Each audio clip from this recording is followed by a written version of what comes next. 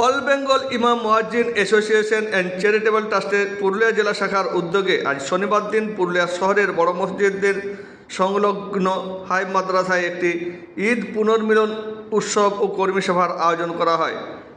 এই সভায় যোগ দিয়েছিলেন সংগঠনের রাজ্য সাধারণ সম্পাদক মাওলানা নিজামুদ্দিন বিশ্বাস মহাশয়। জেলার বিভিন্ন ব্লক থেকে সংগঠনের কর্মী সমর্থকরাও উপস্থিত হয়েছিলেন এদিনের ঈদ পুনর্মিলন ও কর্মী সভা অনুষ্ঠানে।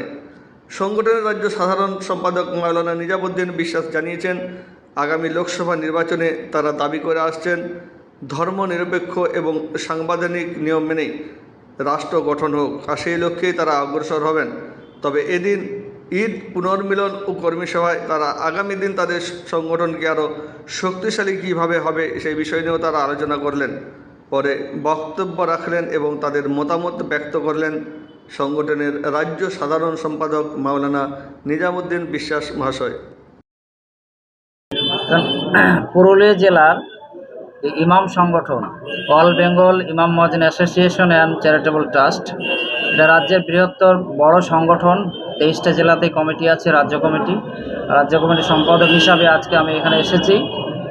আজকের মূল আলোচ্য বিষয় ছিল আমাদের সাংগঠনিক নিজস্ব আলোচনা, সেটা হচ্ছে একটা কর্মী সভা।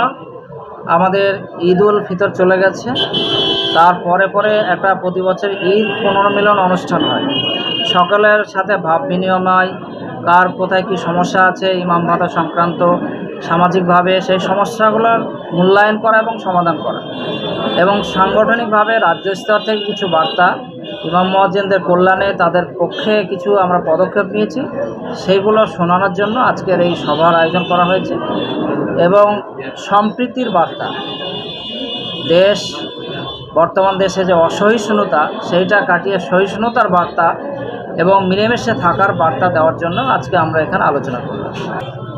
আমার ভোট আমি দেব, যাকে খুশি তাকে দেব, এটা একটা নির্বাচনী স্লোগান, যে গণতান্ত্রিক অধিকার প্রয়োগ করবে মানুষ বিবেচনা করে।